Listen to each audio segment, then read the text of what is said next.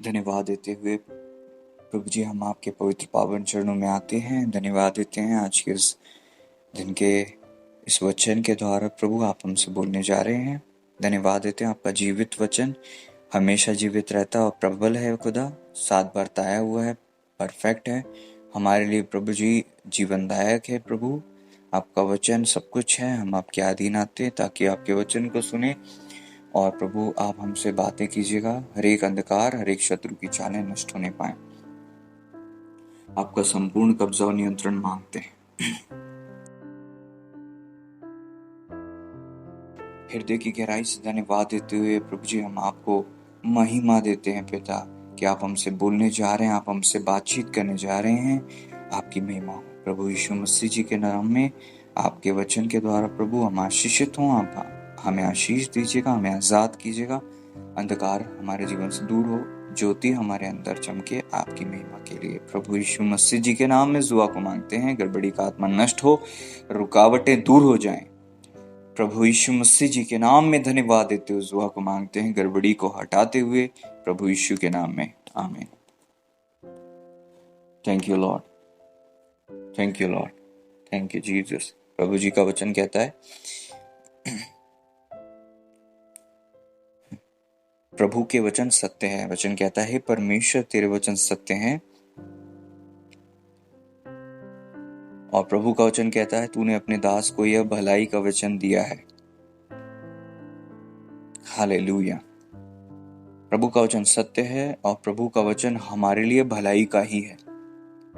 हम जो विश्वासी और प्रभु के द्वारा धर्मी ठहराए हुए लोग हैं, प्रभु का वचन हमारे लिए आशीष का, हमारे लिए छुटकारे का, चंगाई का, और प्रभु का वचन हमारे लिए होप का, आशा का वचन है।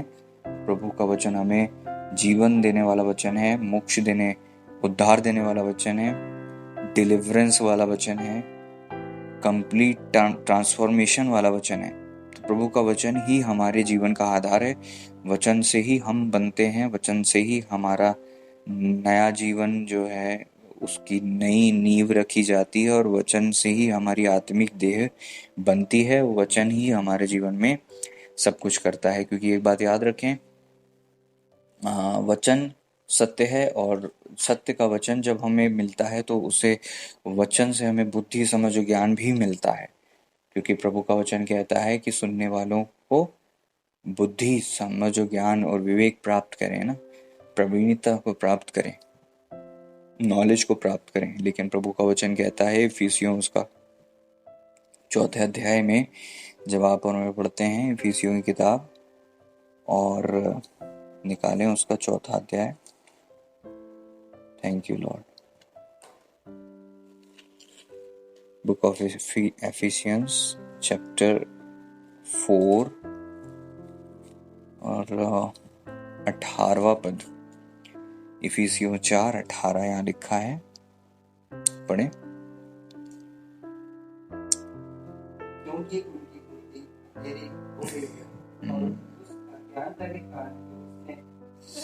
क्योंकि उनकी बुद्धि अंधेरी हो गई है और उस अज्ञानता के कारण जो उनमें है, उनके मन की कठोरता के कारण वे परमेश्वर के जीवन से अलग किए हुए हैं।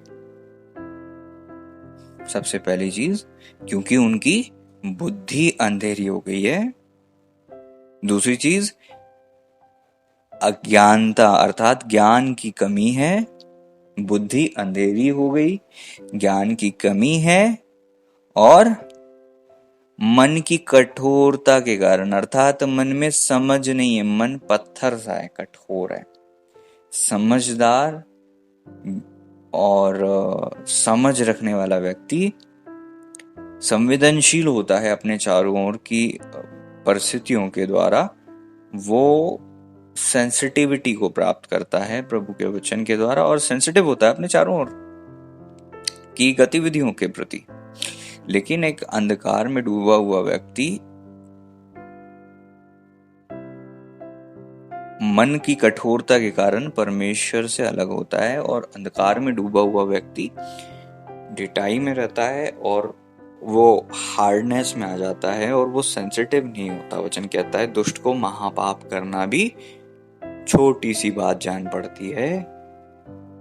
इसीलिए प्रभु का वचन यहाँ पे कहता है कि बुद्धि अंधेरी हो गई, अज्ञानता उनके अंदर है और मन की कठोरता है, जिसके कारण से वो परमेश्वर के जीवन से अलग हैं। अब मैं आपको अगर ये कहूं कि बुद्धि, समझ और ज्ञान की कमी से हम परमेश्वर के जीवन से ही अलग हो जाते हैं। हमको लगता है बुद्धि, समझ, ज्ञान केवल एक छोटा सा पार्ट है लाइफ का जो बहुत खास महत्व नहीं रखता, लेकिन यहाँ पर वचन कहता है कि जब बुद्धि अंधेरी है और अज्ञानता बसी हुई है और मन कठोर है, इस कारण ये कारण है उनके जीवन में परमेश्वर का जीवन नहीं है, उनके अंदर परमेश्वर का जीवन नहीं, वो परमेश्वर के जीवन से अलग किए हुए लोग हैं। सेपरेशन खुदा की लाइफ से, जोए लाइफ से, डिवाइन लाइफ से, अद्भुत दिव्य जीवन, परमेश्वर का पवित्र जीवन से अलग होता है वो व्यक्ति जिसकी बुद्धि, ज्ञान और समझ करप्ट होती है, बुद्धि अंधेरी होती है। और कौन करता है ये काम? कौन करता है ये बुद्धि को अंधेरी? बुद्धि में अंधकार कौन डालता है? अंधकार, शत्रु। क्योंकि आप पहले ही पद पढ़ो, उसके ऊपर का पद पढ़ोगे, 17वां पद यहां लिखा हुआ है, मैं इसलिए कहता हूं और प्रभु में आग्रह करता हूं, जैसे अन्यजाति लोग अपने मन की अनर्थ रीति पर चलते हैं, तुम अब से फिर ऐसे ना चलो। उनके मन की अनर्थ रीति, हर जगह जाना, कहीं भी घुटने टेक देना, किसी का भी पैर पड़ लेना, किसी का भी कुछ भी कर लेना, उनकी अनर्थ रीति और उनकी बुद्धि अंधेरी हो गई है। क्या आप समझ रहे हैं? परमेश्वर ने हमें सर्वश्रेष्ठ बनाया है और वही मनुष्य जब अंधेरी बुद्धि में आ जाता है तो हर किसी को भगवान मानता है। आप समझ रहे हैं? ये अज्ञानता है, ये मूर्खता है, ये अज्ञानता है, ना समझी है, उनकी बुद्धि अंधेरी हो गई है।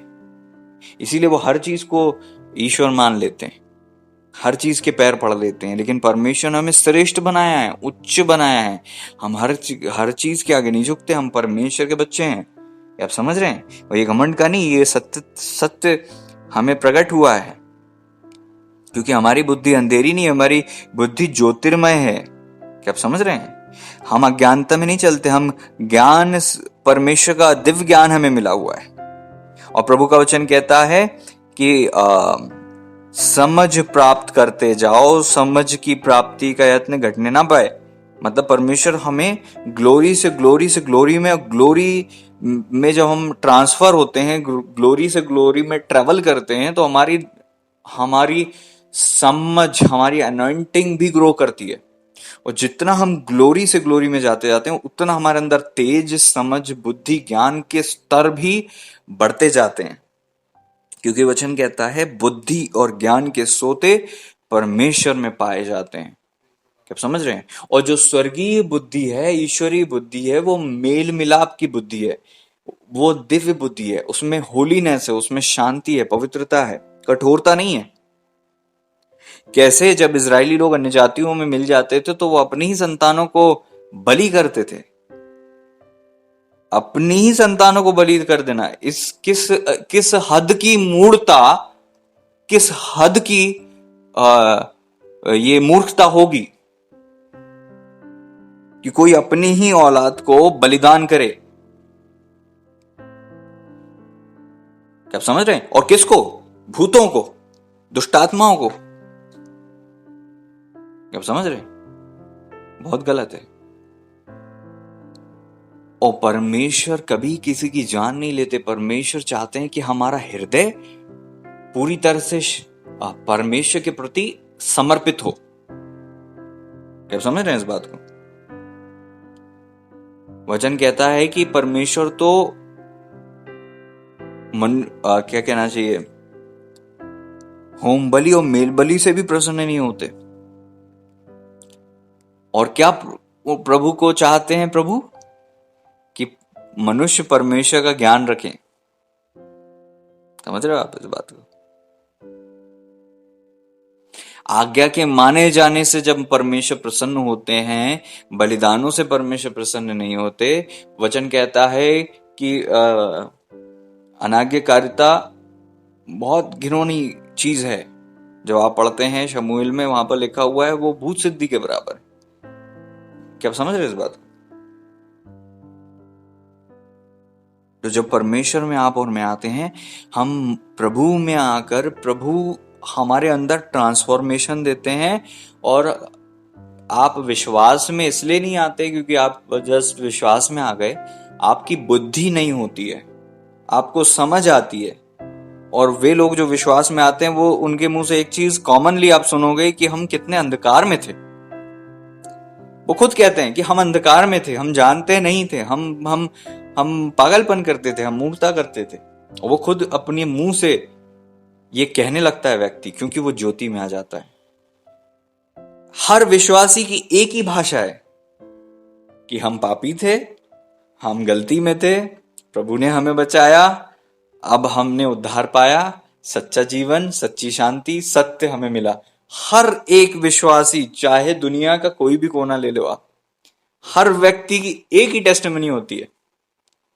जब ज्योति आती है तो अंधकार दूर होता है, और हर एक की गवाही होती है कि पहले मैं अंधकार में था, अब मैं मसीह में ज्योति हूं, अब मैं ज्योति में हूं, अब मेरा स्वभाव बदल रहा है, प्रभु मेरे जीवन में काम कर रहा है, मेरी परिस्थितियों में भी और मेरे जीवन में भी काम कर रहा है। ये सब क्यों होता है? क्योंकि बुद्धि नहीं होती है। बुद्धि, समझ और ज्ञान में बदलाव आता है। और जब एक व्यक्ति की बुद्धि, समझ और ज्ञान में बदलाव आता है, उसके जीवन के हर क्षेत्र में और जीवन शैली में बदलाव आता है। इसलिए कभी भी परमेश्वर के द्वारा दी गई दिव्य बुद्धि की अवहेलना ना करें, कभी भी उसे अपोज ना करें।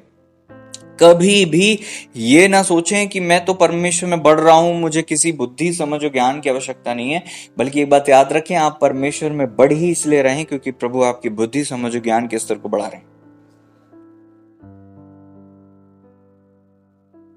क्योंकि एक मनुष्य जैसा है वैसा ही वो सोचता है। क्या आप समझ रहे हैं? As a man thinketh so is he. मनुष्य जैसा मन में विचार करता है वैसा ही वह आप है, वचन कहता है। तो समझ रहे इस बात को? तो आपके जब आपकी समझ और बुद्धि बदलेगी तो आपकी जीवन शैली श्रेष्ठ होती जाएगी। तो कभी भी एक बात याद रखें कि कभी भी अपने जीवन में बुद्धि, समझ और ज्ञान को बॉयकॉट ना करें, पीछे ना करें, ये सोच के कि हम तो विश्वासी हैं, हम तो सामर्थ्य में चलते हैं, हम तो वरदान में चलते हैं, हम प्रभु के आत्मा के फलों में चलते हैं, और बाकी हमें बुद्धि, समझ और ज्ञान की आवश्यकता नहीं है, तो संसार में जीवन जीने के लिए जरूरी है। Wrong, very wrong thinking.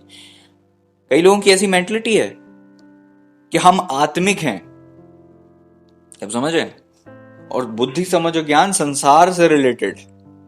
बिल्कुल गलत। बुद्धि और समझ ज्ञान आत्मिक जीवन से रिलेटेड। परमेश्वर आत्मा है, और परमेश्वर ने जब बुद्धि की, वो पृथ्वी की नींव डाली तो बुद्धि का इस्तेमाल किया, स्वर्ग को स्थिर किया तो समझ के द्वारा किया। और आप और मैं इतने आत्मिक होकर सोचें कि हम तो आत्मिक हैं, हम तो स्पिरिचुअल हैं, हम तो अगुवाई में चलते हैं, और आप कहें कि आपको बुद्धि, समझ और ज्ञान का लेवल ही। अब आप स्वयं सोचिए, आप कितनी बार ये दुआ करते हैं कि प्रभु मुझे बुद्धि, समझ और ज्ञान में बढ़ा। इसकी वजह हम, प्रभु हमें आत्मा में बढ़ा, प्रभु हमें अभिषेक दे, प्रभु हमें चंगाई दे, छुटकारा दे, हमें सामर्थ दे, हमें वरदान दे, अपने अनॉइंटिंग में चला। लेकिन वही अनॉइंटिंग जो आपको मिल जाएगी उसे आप बुद्धि के बिना संभाल ही नहीं सकते। इसलिए बुद्धि, समझ ज्ञान बहुत जरूरी है। और जब आप बुद्धि, समझ ज्ञान में बढ़ते हो तो आपका पूरे आत्मिक जीवन जो है इसी में बना हुआ है, इसी से रचा हुआ है। आप समझ रहे हैं इस बात को? आत्मिक बुद्धि, आत्मिक ज्ञान, आत्मिक समझ। क्या आप समझ रहे हैं? एक अनॉइंटेड मैन ऑफ गॉड में और आप में अंतर क्या होता है? उनके पास आत्मिक समझ का स्तर बहुत हाई होता है। वो एक छोटी सी परिस्थिति को भी डिफरेंट एंगल से देखते हैं। मूसा ने क्या कहा जब लोग रो रहे थे, चिल्ला रहे थे? चुप हो जाओ, शांत हो जाओ, परमेश्वर की महिमा को देखोगे, परमेश्वर के काम देखोगे। तुम बहुत बुरे फंसे हो तो तुम्हारी मृत्यु नहीं है। समझ रहे हो? एक आत्मिक व्यक्ति परिस्थितियों के द्वारा यह समझ जाता है कि अब क्या होने वाला है, और जिसके पास समझ की कमी है वो उसी परिस्थिति में रोता है, बिलकता है, कई बार परमेश्वर के विरोध में ही बातें करने लगता है।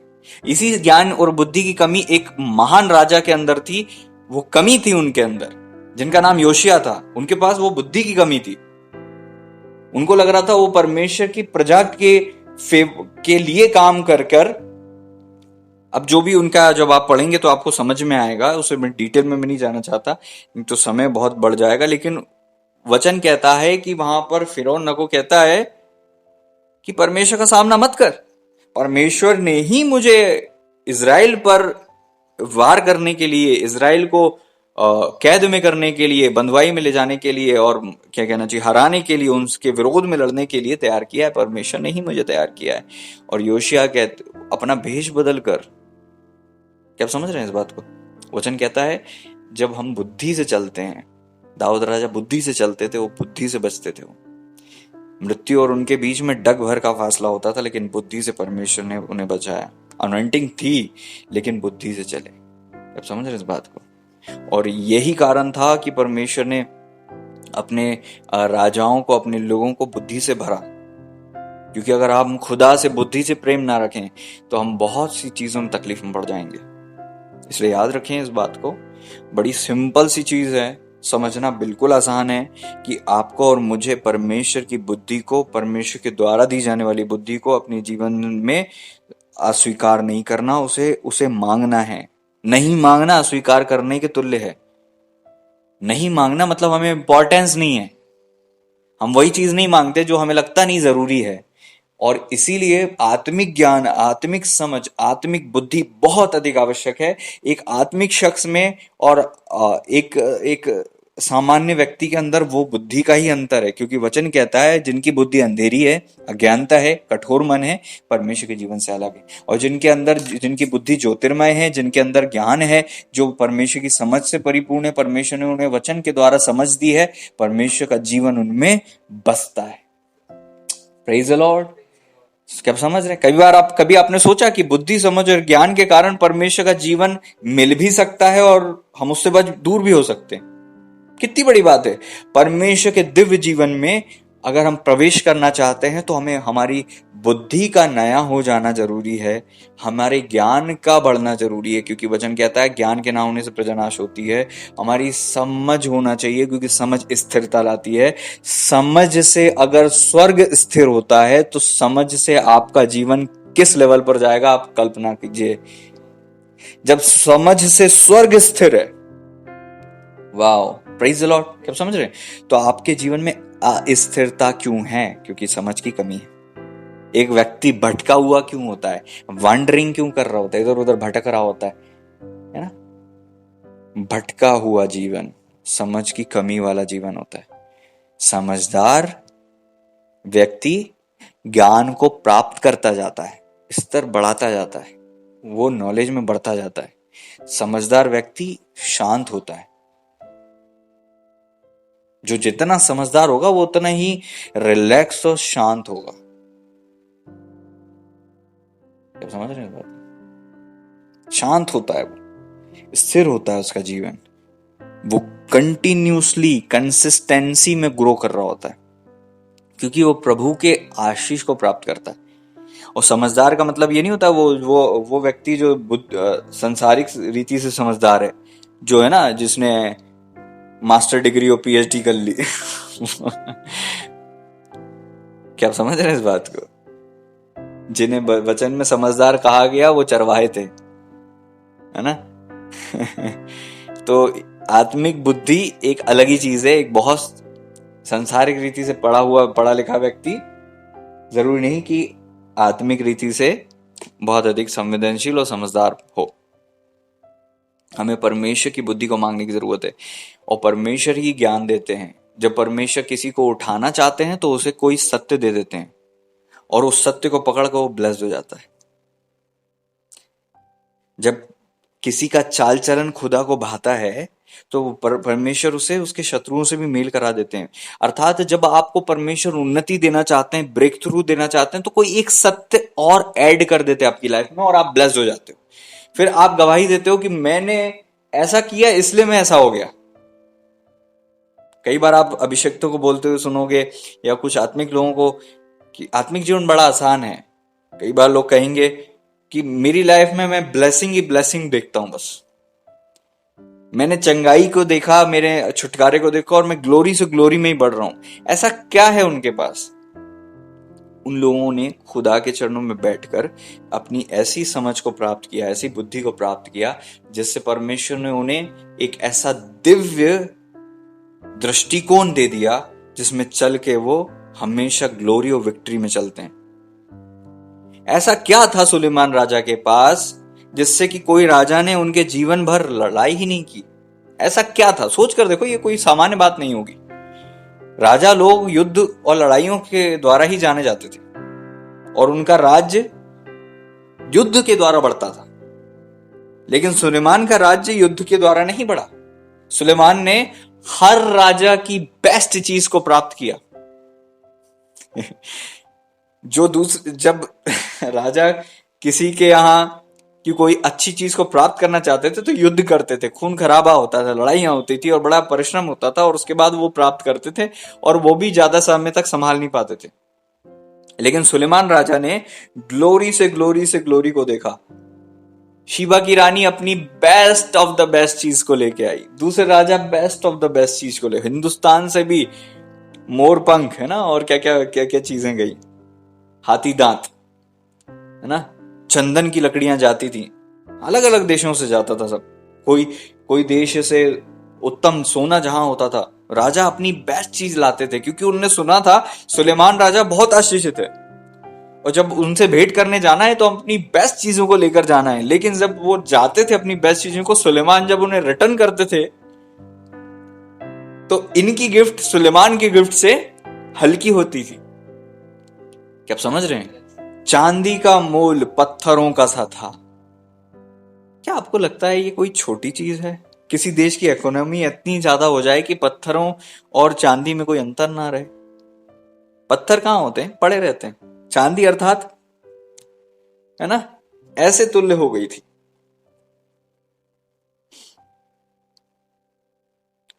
एक रात में परमेश्वर के दास ने कहा, स्वप्न में परमेश्वर ने कहा, तुझे क्या चाहिए? उन्हें कहा कि मुझे बुद्धि चाहिए कि मैं इस प्रजा का न्याय कर सकूं।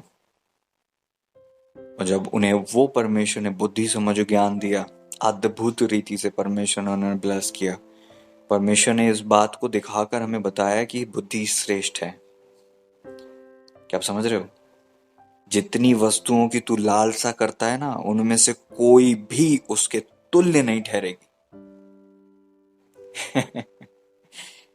क्या समझ रहे हैं? जितनी वस्तुओं की तू लालसा करता है, धन, ऐशो आराम, कुछ भी, कोई भी चीज उसके तुल्य नहीं ठहरेगी। इसीलिए वचन कहता, बुद्धि से कह कि तू मेरी बहन है, और अपनी साथिन समझ को बना। बुद्धि से कह कि तू मेरी बहन है, उस समझ को अपनी साथिन बना। वाह! हर एक पुरुष को, हर एक व्यक्ति को अपने जीवन में ऐसा रिश्ता, ऐसा परमेश्वर में बढ़ने की जरूरत है कि बुद्धि और समझ का ये स्तर उसके जीवन में हो। क्योंकि आपका व्यक्तिगत जीवन चारों ओर से, याद रखो, खतरों से घिरा है, और आपके ही लोग आपके विरोधी खड़े हैं।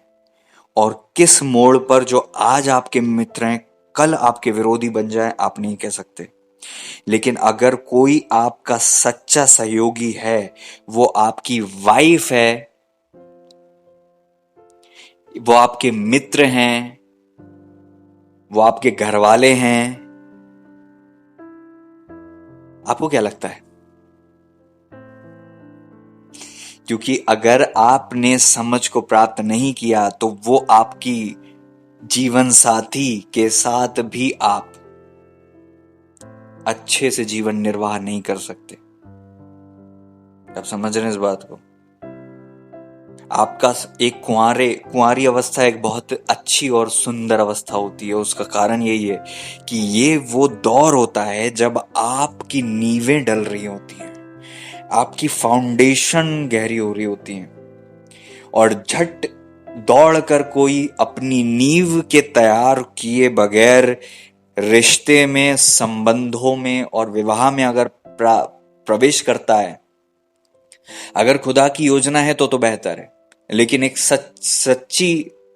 सही मार्ग ये होना चाहिए कि एक कुंवारा व्यक्ति, चाहे वो स्त्री हो या पुरुष, वो बुद्धि में अपनी जड़ों को गहरा कर ले, वो बुद्धि को अपनी बहन बना ले, वो समझ को अपनी वाइफ साथिन बना ले, अपनी कंपेनियन बना ले, समझ को अपनी साथिन बना ले।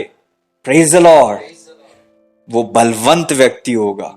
बुद्धिमान शूरवीरों के नगर पर चढ़कर जिनके उनके बल पर जिन पर वो भरोसा रखते हैं नाश करता है। बुद्धिमान पुरुष बलवान होता है, ज्ञानी जन अधिक शक्तिमान होता है। Praise the Lord. क्या आप समझ रहे हैं? जब आप अपने अंतकरण और अपने अस्तित्व में बुद्धि, समझ, ज्ञान को बढ़ाएंगे, आप हारेंगे ही नहीं। आप उस हथियार की तरह चलेंगे कि जो आपका सामना करेगा वो कट जाएगा, वो टूट जाएगा। जैसे एक तलवार, दोधारी तलवार जब चलती है तो वो हर चीज को काट कर अपना रास्ता बनाती है। जब बुद्धि को आप ग्रहण कर लेते हो तो आपको अधिक बल नहीं लगाना पड़ता, चीजें आसान होती हैं आपके लिए, और चीजें प्राप्त करना और उसमें बने रहना आपके लिए ब्लेस्ड होता है, आसान होता है। क्या आप समझ रहे हैं इस बात को? सुलेमान को गिराना आसान नहीं था, और तब तक सुलेमान को गिराया नहीं जा सकता था जब तक उनकी बुद्धि अंधेरी ना हो जाए। और उनकी बुद्धि अंधेरी करने का रास्ता, अब ज्यादा डिटेल में मैं नहीं जाऊंगा। क्या आप समझ रहे हैं इस बात को? बुद्धि, समझ, परमेश्वर का ज्ञान कभी छोटा नहीं हो सकता, कभी छोटा नहीं हो सकता। वचन कहता है कि बुद्धि और ज्ञान के सोते का मतलब होता उद्गम। उद्गम मीन्स शुरुआत, जहां से निकलता है।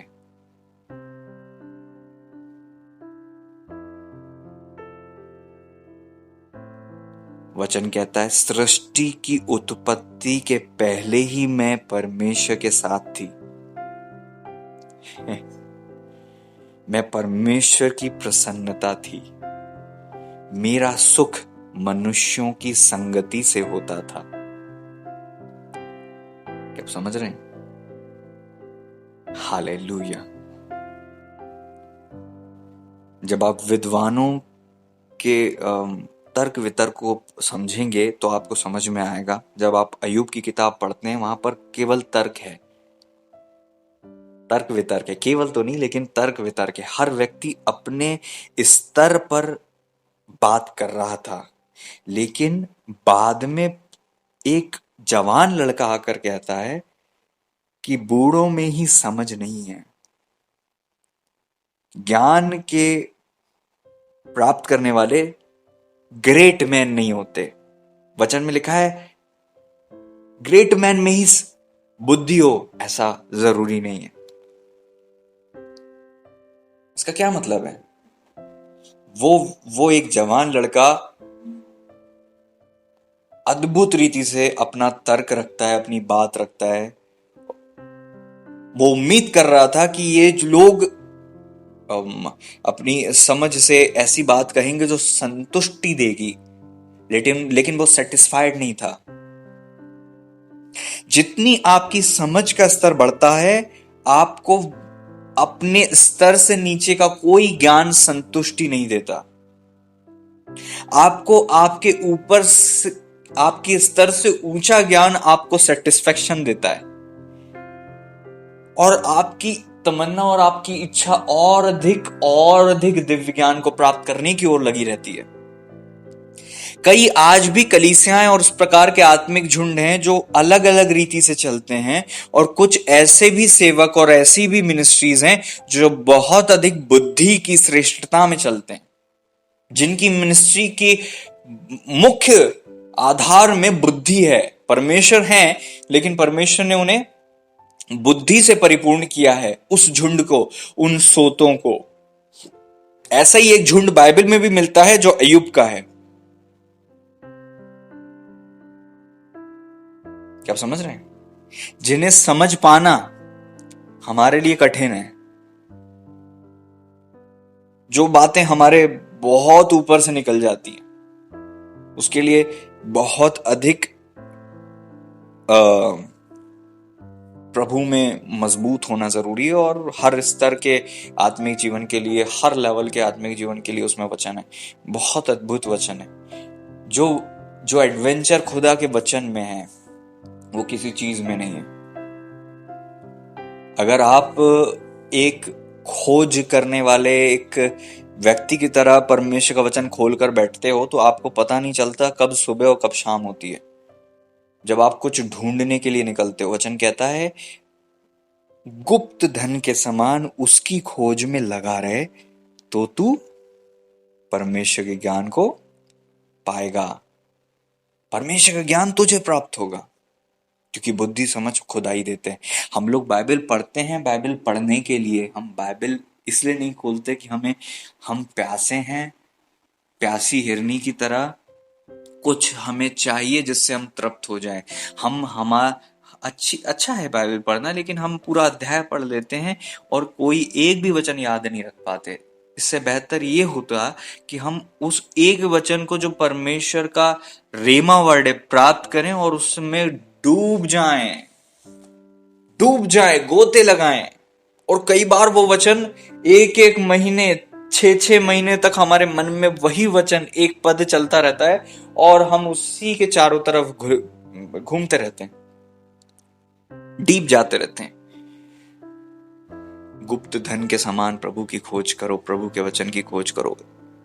आप बहुत अच्छे हो सकते हो, शरीर में आप बहुत अच्छे हो सकते हो, परिवार में आप बहुत अच्छे हो सकते हो, हर प्रकार से, लेकिन क्या आप बहुत अच्छे हो वचन के ज्ञान में? क्या बहुत अच्छे हो बुद्धि समझ ज्ञान में? मैं देखता हूँ पढ़े पढ़े लिखे लोग जो अच्छे, मैं ना मास्टर डिग्री पीएचडी किए हुए लोग, अच्छे, संसार उन्हें विद्वान कहता है, लेकिन जब वो मुंह खोलते हैं, जब वो बातें करते हैं, उनके अंदर ज्ञान की श्रेष्ठता नहीं दिखती। उनके अंदर परमेश्वर के ज्ञान के जो उनके जो आधार हैं वो बड़े उथले से दिखते हैं। बहुत बेसिक सा नॉलेज होता है और वो डीप बातें नहीं करते, उनकी बातों में समझ नहीं होती है और उनकी बातों में आनंद नहीं होता है। अद्भुत है परमेश्वर का वचन और परमेश्वर के लोग जो परमेश्वर के ज्ञान को प्राप्त करते हैं। अगर आप अय्यूब की किताब को निकालते हैं, मैं तो कहूँगा सभी लोग अय्यूब की किताब पढ़ें, लेकिन एक बात याद रखिए कि उसके लिए आपको बहुत परमेश्वर से मांगना और बहुत अधिक आपको बढ़ने की जरूरत होती है। जब तक आप डीप नॉलेज नहीं रखेंगे आप समझ नहीं पाएंगे परमेश्वर का वचन आपको।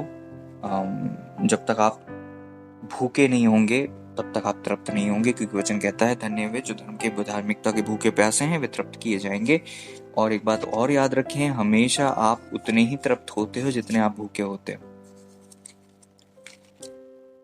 हमेशा आप उतने ही तृप्त होते हो जितने आप भूखे होते हो। और हर आदमी की भूख अलग होती है। घर में खाना सब एक जैसा बनता है, लेकिन हर व्यक्ति एक जैसी हेल्थ में नहीं होता। ऐसे ही हम में से अलग अलग व्यक्ति अलग अलग स्पिरिचुअल हेल्थ में है। कोई आत्मिक रीति से तो बहुत हट्टा कट्टा बलवंत है, कोई आत्मिक रीति से बहुत तेज से भरा हुआ है, कोई आत्मिक रीति से बिल्कुल हड्डियां दिख रही हैं, पसलियां दिख रही हैं और लंगड़ाते हुए चल रहे हैं, घायल अवस्था है। ये आत्मिक अस्तित्व है उनका। कारण क्या है? वो अलग अलग भूख को लेकर चलते हैं। कुछ लोग बड़े भूखे हैं वचन के, वो संतुष्टि नहीं होते छोटे से वचन से, उनको डीप से डीप जाना है। और कुछ लोग ऐसे भी बच्चे हैं, मैं देखता हूं, मैं इस बात को तो कहना चाहूंगा, प्रभु जी मुझे इस्तेमाल करें और प्रभु जी कहें, ताकि कोई ऑफेंड ना हो, लेकिन बल्कि लोग उसे रिसीव करें और ये बात समझकर और मानकर कि परमेश्वर की वाणी है, ना सिर्फ मेरे शब्द हैं। मैंने देखा है, चाहे आत्मिक बच्चे भी हों, बहुत कम, कई बार हमारे अंदर समझ की कमी बहुत ज्यादा होती है, बहुत कम हम समझदार होते हैं, बहुत कम हम समझ रखते हैं। क्यों? क्योंकि हम वचन में नहीं है, क्योंकि हम आत्मिक बातों की समझ नहीं रखते। देखिए यहां पर वचन क्या कहता है। वचन कहता है अय्यूब की किताब उसका 32वां अध्याय और उसका 7वें पद से आगे। यहाँ वचन कहता है मैं सोचता था कि जो आयु के बड़े हैं वे ही बात करें और जो बहुत वर्ष के हैं वे ही बुद्धि सिखाएं। आज हम भी यही सोचते हैं कि इसने तो मास्टर डिग्री, इसने तो पीएचडी की है, इसकी तो उम्र बहुत बड़ी है, ये तो 15 साल से विश्वास में है। और हम क्या नए नए विश्वासी ये उम्मीद कर लेते हैं, जब नए विश्वासी बच्चे आते हैं वो कहते हैं आप कब से विश्वास में हो? हम तो 20 साल हो गए, हमें तो 22 साल हो गए, हम तो 25 साल हो गए, हमें तो 15 साल हो गए, है ना। तो वो आत्मिक बच्चे उम्मीद कर लेते हैं आपसे और उन लोगों से कि आप उन्हें बुद्धि सिखाएंगे। लेकिन कुछ समय बाद उन आत्मिक बच्चों को समझ में आ जाता है कि हम उन पर डिपेंड नहीं रह सकते, क्योंकि वही आत्मिक बच्चे किसी कारणवश समझ जाते हैं। इसी प्रकार से एलीहू ने जो तर्क दिया तो वो कहता है 6वें पद में, इवन और ऊपर से हम पढ़ते हैं तो वहां लिखा हुआ है, दूसरा पद, तब बूजी बारकेल का पुत्र एलीहू जो राम के कुल का था उसका क्रोध भड़क उठा। ये वो राम नहीं है जो है ना भारतीय लोग मानते हैं जिसे, ये वो राम नहीं है, दूसरा है। बूजी बारकेल का पुत्र एलीहू जो राम के कुल का था उसका क्रोध भड़क उठा। अय्यूब पर उसका क्रोध इसलिए भड़क उठा कि उसने परमेश्वर को नहीं अपने ही को निर्दोष ठहराया। फिर अय्यूब के तीनों मित्रों के विरुद्ध भी उसका क्रोध इस कारण भड़का कि वे अय्यूब को उत्तर न दे सके, तो भी उसको दोषी ठहराया। अब समझ रहे हैं? अगर आप इसे ध्यान से समझेंगे तो आपको समझ में आएगी कि आप सामने वाले को दोषी नहीं ठहरा पा रहे हो, उसको उत्तर नहीं दे पा रहे हो, और फिर आप उसको दोषी भी ठहरा दे रहे हो। एलीहू अपने को उनसे छोटा जानकर अय्यूब की बातों का अंत होने की बाट जोता रहा। सोच रहे हो, ये बुद्धिमान व्यक्ति, ये उम्र में कम था लेकिन ये बीच में नहीं कूदा, बीच में नहीं आया। उनने कहा कि मैं अब देखूं ये कहां तक जा रहे हैं, इनका एंड कैसे कर रहे हैं, ये क्या आप समझ रहे हैं? एंड कैसा कर रहे हैं? कई बार हम लोग हैं, हम लोग ध्यान से सुने, हम लोग अपनी लाइफ की जो फिलॉसफी है, हम लोग जिस तरीके से जीवन जीते हैं, जो सिद्धांतों में चलते हैं, हम या तो कोई पॉजिटिविटी में एक्सट्रीम है या कोई नेगेटिविटी में एक्सट्रीम है। हम बैलेंस्ड लाइफ नहीं जीते। और एक बुद्धिमान और समझदार व्यक्ति किसी भी चीज में एक्सट्रीम नहीं होता, वो बैलेंस्ड होता है। क्या समझ रहे हैं? परमेश्वर हर चीज में, प्रभु कितना बैलेंस चलते हैं ना। हम लोग प्रभु की सेवा करते हुए कुछ चीजें ओवर करते हैं, लेकिन परमेश्वर अपनी हर चीज सिस्टमैटिक और बैलेंस रखते हैं। इसीलिए तो परफेक्शन किसी भी वहां पर नहीं है जैसे हम समझते हैं। परमेश्वर परफेक्शन बैलेंस में है। सम जैसे कहते हैं ना, सम, ना अति इधर से ना इधर से, बल्कि न्यूट्रल, बैलेंस्ड लाइफ परमेश्वर में देना चाहते हैं। तो यहां पर वो कहते हैं कि एलीहू ने अपने को उनसे छोटा जानकर अय्यूब की बातों का अंत होने की बाट जोहता रहा, परंतु जब एलीहू ने देखा कि ये तीनों पुरुष कुछ उत्तर नहीं दे सके, तब उसका क्रोध भड़क उठा। क्योंकि उम्मीद थी, कई बार हम भी उम्मीद करते हैं, कई बार आपसे मुझसे लोगों की उम्मीद है, लेकिन हमारी समझ की कमी से उनकी उम्मीद टूट जाती है।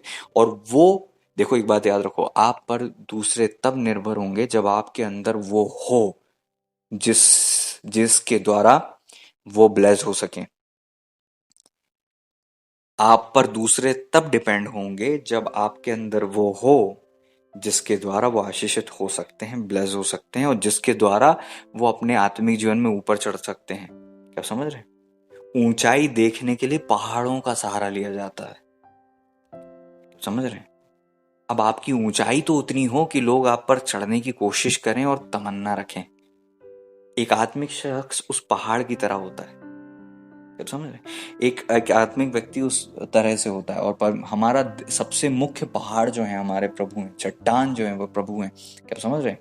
हम प्रभु के क्यों गुण गाते हैं? क्योंकि प्रभु ने वो सब किया है। जो कोई नहीं कर सका। प्रभु ने हमारे लिए जो किया है उसके कारण हम परमेश्वर के आभारी हैं, विश्वासी हैं। हमेशा हम खुदा के हैं। हम अपने आप को कहते हैं हम परमेश्वर के हैं। हम अपना सर्वस्व खुदा को देना चाहते हैं। हमारी तमन्ना है, हमारी इच्छा है। कारण क्या है? परमेश्वर वैसे हैं। Praise the Lord. अय्यूब से उम्मीद थी, एलीहू को बाकी मित्रों से भी अय्यूब की उम्मीद थी, लेकिन नहीं हुआ। फिर वचन कहता है 6वें पद में, इवन 7वें पद में, मैं सोचता था जो बड़ी आयु के लोग हैं वही बातें करें, जो बहुत वर्ष के हैं वही बुद्धि सिखाएं, परंतु मनुष्य में आत्मा तो है ही, सर्वशक्तिमान की दी हुई सांस जो उन्हें समझ की शक्ति देता है। क्या आप समझ रहे हैं? समझ कब आती है? जब खुदा के आत्मा हम में बसते हैं, वो हमें समझ देते हैं। 9वां पद कहता है जो बुद्धिमान है वे बड़ी आयु के लोग ही नहीं और न्याय के समझने वाले बूढ़े ही नहीं होते। ये थोड़ा सा दुखद बात है। हमारी उम्र के बढ़ने से हमारी बुद्धि का स्तर बढ़ जाना चाहिए, लेकिन ये बात नहीं है। हमारे अंदर बुद्धि और ज्ञान के सोते उम्र में नहीं छुपे हैं, परमेश्वर में छुपे हैं। Praise the Lord. और आपकी रियल उम्र शरीर में कितनी है उससे फर्क नहीं पड़ता, आपकी वास्तविक उम्र खुदा में कितनी है। एक बुजुर्ग व्यक्ति खुदा में कम उम्र और एक जवान लाली झलकने वाला लड़का जो है, लड़की है, वो खुदा में उम्र दराज हो सकता है, अर्थात मैच्योर हो सकता है। इसलिए आप उनको देखते हैं, छोटे छोटे कम उम्र के, या फिर छोटे तो नहीं कहने लेकिन कम उम्र के पास्टर, 20 साल के, 22 साल के, 25 साल के, उनके आत्मिक बच्चे कई बुजुर्ग हैं। तो एक पिता की अवस्था में वो बालक पहुंच गया और एक बुजुर्ग बालक अवस्था में है। समझ रहे हैं इस बात को?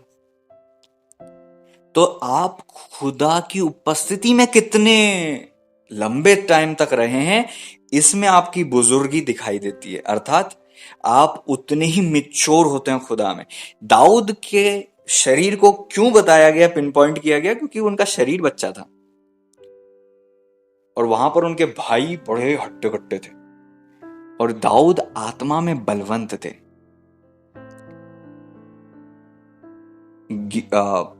गोलियत का शरीर बहुत ऊंचा था, बड़ा था, लेकिन आत्मा मरी हुई थी।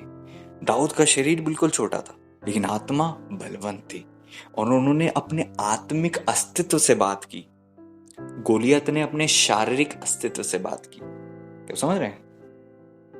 तो हमारी आधार बात करने का हमारी उम्र नहीं हो सकती, हमारे आत्मिक मसीह में बिताए गए वर्षों का अनुभव,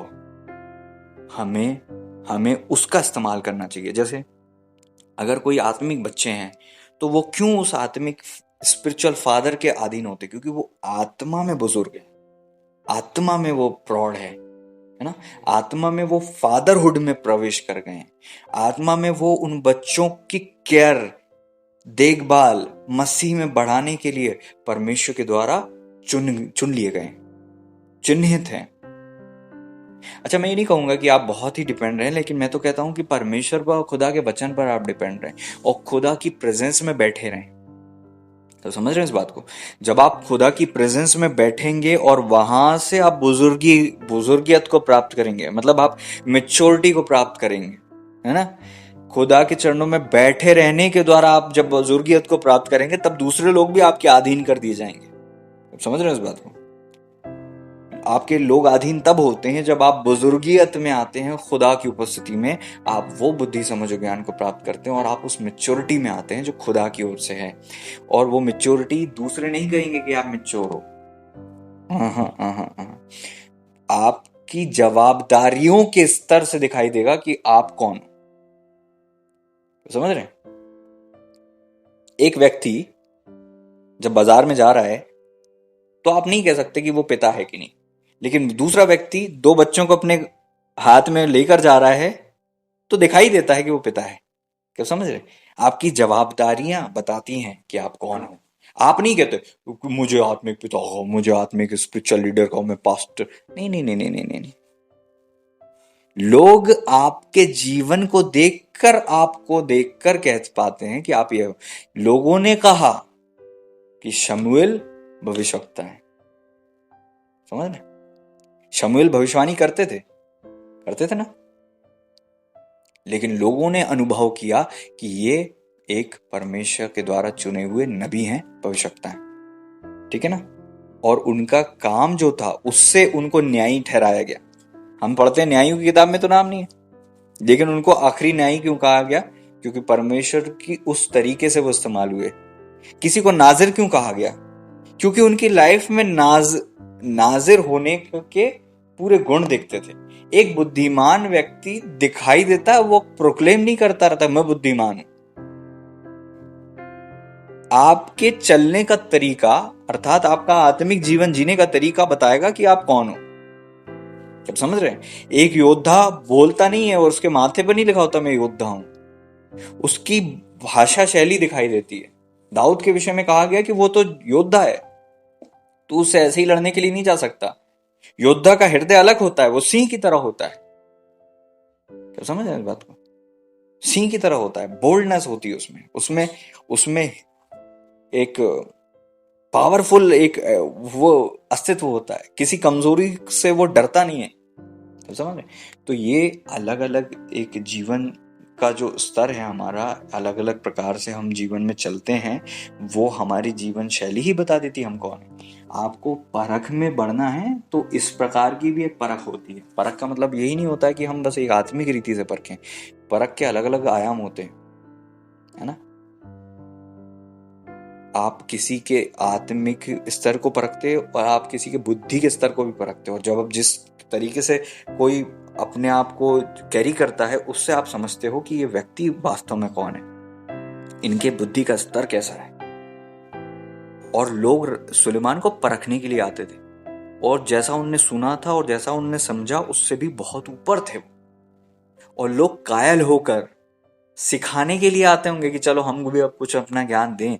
लोग सीख कर जाते थे और हम्बल होके जाते थे और कहते थे बड़ी धन्य है तेरा परमेश्वर जिसकी तू उपासना करता है, जिसने तुझे ऐसी ताजपोशी दी है।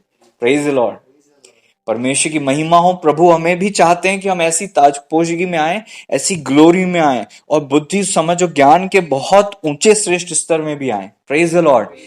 तो लोग तो देखना चाहते हैं हमारे जीवन में, लेकिन हमें प्राप्त करना है खुदा के वचन से और खुदा की उपस्थिति में बैठकर, तभी हम बुद्धिमान हो सकते हैं। Praise the Lord. उत्पत्ति की किताब मूसा जी ने लिखी, लेकिन मूसा जी उत्पत्ति के समय में नहीं थे। कारण कैसे लिख पाए? परमेश्वर की उपस्थिति। परमेश्वर की उपस्थिति आपको वो देती है जो इस इरा में आप कहीं देखने को नहीं मिलता। मूसा के समय में किसी को पता था क्या कि उत्पत्ति कैसे हुई? मूसा को पता था। मूसा की उम्र कितनी थी? ज्यादा से ज्यादा 120। अनुभव समझ रहे?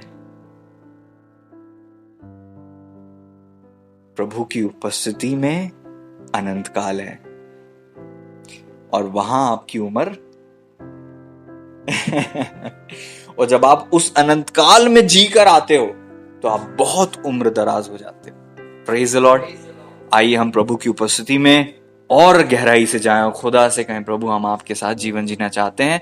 खुदा की उपस्थिति दिव्य है, हमें अद्भुत बुद्धि समझ ज्ञान देती है और हमारे स्तर को बढ़ा देती है। और जब ऐसा ज्ञान हम प्राप्त करके आते हैं तो हमारा चेहरा भी चमकता है। Praise the Lord. बुद्धिमान के सर में उसकी आंखें होती हैं। आइए हम दुआ करें। Thank you Jesus, thank you Lord, hallelujah. प्रभु के दास के साथ हम प्रार्थना में जाएंगे। Thank you Lord. धन्यवाद धन्यवाद धन्यवाद धन्यवाद धन्यवाद धन्यवाद करते हैं प्रेमी परमेश्वर पिता।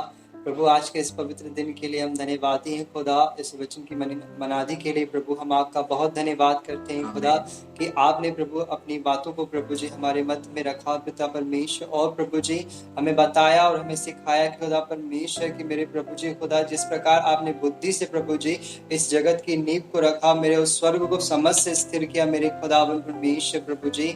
ओ मेरे खुदा हम धन्यवाद करते हैं खुदावन परमेश्वर प्रभु, हम वो बुद्धि ज्ञान और समझ को प्रभु जी मांगते हैं मेरे खुदावन परमेश्वर। उस उपस्थिति को प्रभु जी हम अपने जीवन में मांगते हैं खुदा परमेश्वर, जहाँ ये चीजें छुपी हुई है मेरे खुदा आप में छुपी हुई है मेरे खुदा परमेश्वर। हम प्रार्थना करते हैं खुदावन परमेश्वर, जितनों ने ये प्रभु ये वचन सुना और सुनेंगे मेरे खुदावन परमेश्वर प्रभु, वे आशीषित हो मेरे खुदावन परमेश्वर खुदा।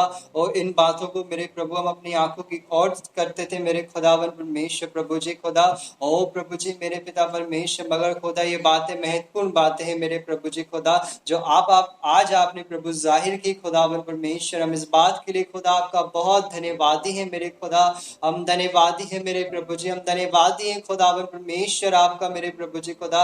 अपनी बातों को प्रभु जी खुदावन परमेश्वर अपने मन को प्रकट करने के लिए हम धन्यवाद करते हैं खुदावन परमेश्वर। हम धन्यवाद करते हैं खुदा कि आपने अपने खादिम को इस्तेमाल किया मेरे खुदा, हम धन्यवाद करते हैं मेरे प्रभु जी खुदा। ओ मेरे प्रभु जी खुदा, हम इस पिता परमेश्वर बुद्धि ज्ञान समझ में उन्नति में बढ़े खुदा, हमारे जीवन से अज्ञानता अंधकार मेरे प्रभु जी बंधुआई दूर हो मेरे खुदावन परमेश्वर प्रभु जी, और हम प्रभु जी आप में बढ़ते जाए, आपके चरणों में पिता परमेश्वर बैठे खुदा, और आपसे ज्ञान प्राप्त करें, आपसे समझ प्राप्त करें, और खुदा आपकी महिमा का कारण हमारा जीवन हो मेरे खुदा, हम आपकी महिमा का कारण होने पाए मेरे पिता परमेश्वर मेरे प्रभु जी। हम धन्यवाद करते हैं खुदा प्रभु जी से खुदा। ओ प्रभु ये आपकी वाणी खुदा परमेश्वर प्रभु सबके पास गई है खुदा और जाएगी मेरे खुदा, हम उसी रीति से समझे खुदा, हमारे समझ के दायरे को खोल दीजिए खुदावन परमेश्वर मेरे प्रभु जी खुदा, और हम उसको खुदावन परमेश्वर अपनी समझ से नहीं वरन प्रभु आपकी समझ से हम समझे खुदा, वरन बारंबार खुदा इन बातों इन वचनों को प्रभु सुने खुदा और सीखे मेरे खुदावन परमेश्वर। हम धन्यवाद करते खुदा प्रभु जी खुदा परमेश्वर, हर एक को प्रभु आप आशीषित करिए खुदा, हर एक को ब्लेस कीजिए खुदावन परमेश्वर मेरे खुदा। हम धन्यवाद करते खुदा पवित्र आत्मा जी, जो आप हमारे जीवन में खुदा आप हमें सिखाते हैं खुदा, आप हमें समझाते हैं खुदा, आप हमारे सहायक है, हेल्पर है, कंफर्ट है मेरे प्रभु जी। आप हमारी सहायता कीजिए खुदा इन बातों को सीखने में, इनमें बढ़ने के लिए मेरे प्रभु जी खुदावन परमेश्वर। हम धन्यवाद करते खुदा वचन परमेश्वर, आपका वचन कहता सारी बातें मिलकर भलाई को उत्पन्न करती प्रभु, होने दे खुदा हमारे जीवन से एक खुदा परमेश्वर कार्य होने पाए खुदा, और प्रभु जी हमारे जीवन में ये चीजें दिखें और आपके नाम की महिमा हो मेरे प्रभु जी खुदावन परमेश्वर पिता। हम ग्लोरी से ग्लोरी में बढ़ते जाएं खुदावन, हम धन्यवाद करते हैं खुदावन परमेश्वर। ऐसे लोग प्रभु बाइबल में हैं मेरे खुदा प्रभु, दाऊद, अब्राहम जी खुदा, मूसा जी, एलिया, एलिशा जी मेरे खुदावन परमेश्वर, जिनको प्रभु आपने बहुतायत से बुद्धि और समझ ज्ञान दिया प्रभु, हम भी उनमें से हो जाएं मेरे खुदा प्रभु। आप हम पर अपने अनुग्रह की दृष्टि के दीजिए मेरे खुदा। हम धन्यवाद करते, हम धन्यवाद करते, हम धन्यवाद करते। ओ प्रभु संडे के लिए हम धन्यवाद किया खुदा प्रभु, हमारा संडे ब्लेस हुआ, हम इस बात के लिए धन्यवाद करते। हमारा आने वाला हफ्ता ब्लेस होने जा रहा, हम धन्यवाद करते पिता परमेश्वर मेरे प्रभु जी। हम सारी बातों के लिए खुदा आपका धन्यवाद करते हैं खुदा प्रभु। इस विनती को खुदावन प्रभु यीशु मसीह के नाम में मांगते हैं, आमीन। आमीन। Thank you Lord. प्रभु जी का वचन कहता है बुद्धि और ज्ञान के सोते प्रभु में पाए जाते हैं। प्रभु का वचन कहता है कि आत्मिक बुद्धि परमेश्वर ही देते हैं, अर्थात परमेश्वर की आत्मा देते हैं। हमारे दिव्य सबसे बड़े सहायक परमेश्वर की आत्मा है, प्रभु पवित्र आत्मा परमेश्वर जी हैं। इसलिए हमें प्रभु जी से सहायता को मांगने की ज़रूरत है। आप खुद नहीं खोज सकते, जब आप मार्ग नहीं जानते तो आप उसकी ओर बढ़ने का रास्ता नहीं जानते। परमेश्वर ही हैं जो आपको बढ़ाते हैं, और जैसा प्रभु जी को भाता है वैसा आपको बढ़ने की ज़रूरत है, क्योंकि आप अपने आप को किसी और की तरह नहीं बना सकते, बल्कि आपको वो बनना है जो आपसे पिता चाहते, प्रभु चाहते हैं कि आप बने। हालेलुया।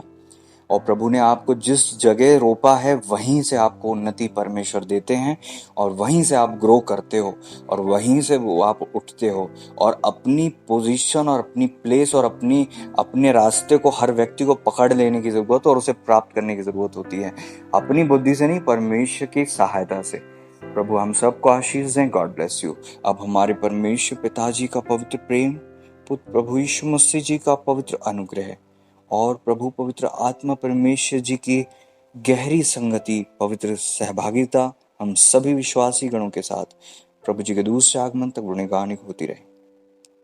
प्रभु जी हम सबको आशीष दें। हर एक गलती अपराधों के लिए हम प्रभु जी से क्षमा मांगते हैं, हम हम्बल होते हैं और प्रभु को महिमा देते हैं। आइए हाथ उठाकर प्रभु को धन्यवाद दें। धन्यवाद यीशु, धन्यवाद यीशु, धन्यवाद यीशु, धन्यवाद यीशु। Hallelujah, hallelujah, hallelujah.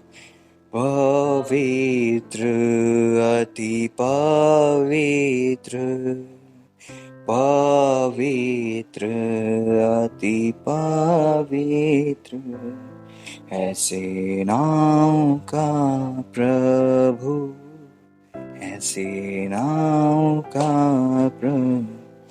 God bless you all. प्रभु सबको आशीष दें, आजाद करें, डिलीवरेंस दें। प्रभु की महिमा आपके जीवन से हो, प्रभु यीशु के नाम में, आमीन। Thank you Lord, Holi spirit.